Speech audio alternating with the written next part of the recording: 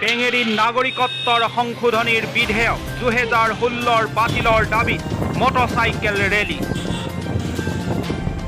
কেন্দ্ৰীয় বিজেপি নেতৃত্বাধীন চৰকাৰে নাগৰিকত্বৰ সংশোধনীৰ বিধেয়ক 2016 সংসদত গৃহীত কৰিবলৈ লোৱাৰ প্ৰতিবাদত সমগ্ৰ অসমৰ চুকে কোণে জাতীয় জনগোষ্ঠীয় দল সংগঠনে শাসকীয় চৰকাৰৰ বিৰুদ্ধে ভিন্ন ধৰণে প্ৰতিবাদীৰ কাৰ্যসূচী ৰূপায়ণ কৰাৰ দৰে মাৰ্ঘেৰিটাৰ মহকুমাৰ অন্তৰ্গত পেঙেৰীটো সদৌ অসম ছাত্ৰ সন্থাৰ আৰু আহোম সেনা বৰডুমচাৰ পেঙেৰী আঞ্চলিক সমিতিৰ উদ্যোগত তথা স্থানীয় ৰাইজৰ সহযোগত এক মটৰচাইকেল ৰেলী বাহি কৰা হয়।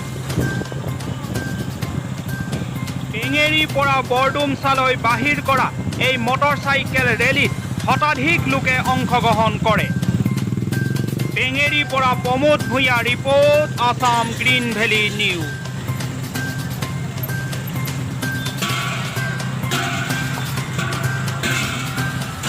সংশোধনী বিধেয়ক বাতিলৰ দাবীত সমগ্ৰ অসমৰ লগতে বৰডুমচা পেঙেৰী আঞ্চলিক ছাত্ৰ সন্থায়ো আজি বাইক ৰেলী উলিয়াইছে আৰু এই বাইক ৰেলীৰ যোগেদি অসম চৰকাৰ তথা কেন্দ্ৰীয় চৰকাৰ আমি সকীয়াই দিব বিচাৰিছোঁ যে যি জাতিধ্বংসী নাগৰিকত্ব সংশোধনী বিধেয়ক বিল আমাৰ অসমৰ ৰাইজৰ ওপৰত বলপূৰ্বকভাৱে জাপি দিব বিচাৰিছে। এই বিল আমি কোনোপধ্যে মানি নলওঁ। এই বিল আমি কোনোপধ্যে মানি নলওঁ।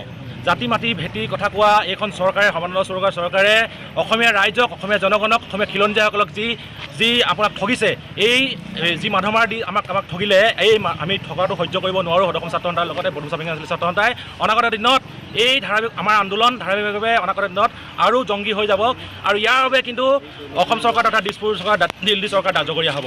আমি এই জাতিধ্বংসী নাগৰিকত্ব সংশোধনী বিল কোনোপধ্যে মানি নলওঁ। মঞ্চৰ পৰা আমি প্ৰতিজ্ঞাবদ্ধ হৈছোঁ। গোটেই অকল আহোম সেনাৰ ফালৰ পৰা বুলিয়ে নহয়, আমি সকলোৱে মিলি জুলি আজি এই বিজেপি চৰকাৰে যি আমাক জাতিদ্ৰোহী কাম আমাক কৰিবলৈ গৈ আছে তাৰ ঘোৰ বিৰোধিতা কৰিছোঁ আৰু লগতে সকলো অসমবাসীক আমি আহ্বান জনাইছোঁ, সকলোৱে যাতে নিজকে অসমীয়া বুলি নিজকে চিনাকি দিবৰ কাৰণে, নিজৰ ভাষাৰ কৃষ্টি বচাবৰ কাৰণে সকলোৱে যেন আগবাঢ়ি আহে। ইয়াকে কৈ উদ্যোগ বৰডুমচা পেঙেৰী আঞ্চলিক ছাত্ৰ সন্থাৰ সকলো বিষয়ববীয়া, আমাৰ স্থানীয় দল সংগঠনৰ সকলো বিষয়ববীয়া সকলোকে মই আন্তৰিক শুভেচ্ছা জ্ঞাপন কৰিছোঁ।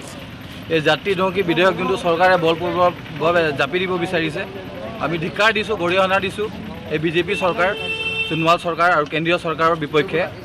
আৰু এই যোনটো কেব তেওঁলোকে গৃহীত কৰিব বিচাৰিছে এইটো কোনোপধ্যে আমি নামানো।